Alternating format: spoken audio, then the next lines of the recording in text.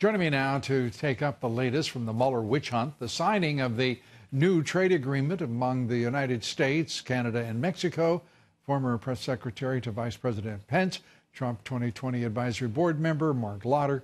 Marc, good to have you with us here. Thanks for having me, Lou. Let's start with the special counsel and what is now it is moving toward a drumbeat of those willing to stand up against Mueller and say, this is enough. You're not going to trample on my civil rights. You're not going to intimidate me. You're going to treat me with respect as an American citizen. Where do you think we're headed here? I think it's been clear for quite some time that this is not an investigation of a crime looking for a suspect. It's an investigation of a man looking for a crime, that man being President Donald Trump. And the special counsel and his prosecutors are turning more screws right now than the rehab experts on HGTV. They are trying to find anyone and everyone they can intimidate and pressure into saying what they want to hear. If you say it, you'll get a lighter sentence. If you don't, you're going to prison for a very long time. And I think your earlier guest is testament to that. Yeah, Jerome Corsi, charged with lying by the FBI, wanting a plea deal, not charged, demanding a plea deal to agree to becoming a federal felon for something that he was allowed to amend. It's reaching a new level, I think, of intimidation and utter trampling of citizen rights.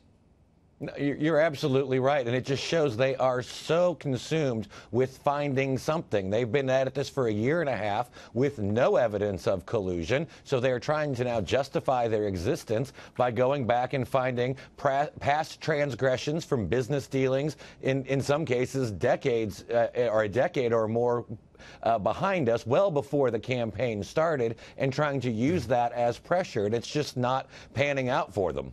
Why do you think the Republican leadership, and I'm talking about specifically McConnell and Ryan, have refused to stand up for this president and say to the general counsel, here's a date certain, get it wrapped up, and move on, because it is now a travesty against justice instead of a special counsel in the interest of justice?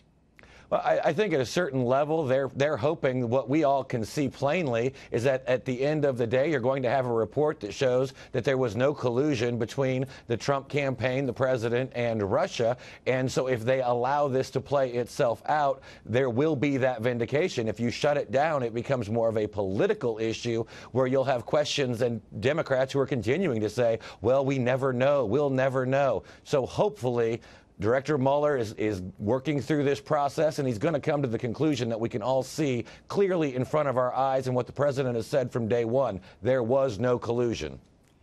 Marc, let's turn to the president bringing together the other two leaders in the multilateral deal, the USMCA, the trade agreement among Canada, Mexico, and the United States, a campaign promise, a promise that he made, now coming to fruition. It has to go before Congress, of course, to be approved.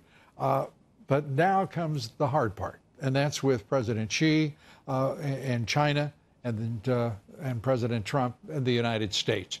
The prospects, in your judgment, for any deal, and is no deal still, do you believe, clearly and unequivocally in this president's thoughts, rather than a bad deal? Well, ultimately, the president's always first and foremost looking to get the best deal possible for American workers. We saw that with the new U.S. Canada-Mexico agreement. Do you think that he would be, because he is under a lot of pressure from a lot of people around him, including Wall Street, the Koch brothers, and everybody else, to sign any kind of deal and move on with China, irrespective if there's $600 billion worth of theft of intellectual property, irrespective if it's debts and deficits in perpetuity with China?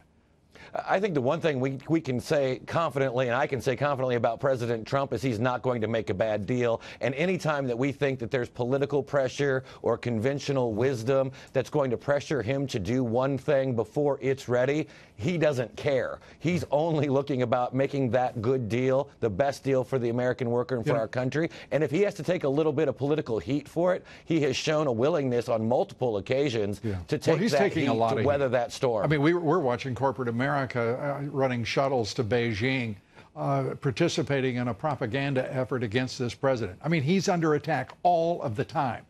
And he's still done more than any president in modern presidential American history, in 2 years, and any have done in 4 years, or most in 8. Mark, it's great to have you with us. Come back soon. It's going to be fascinating to watch. Marc Lotter.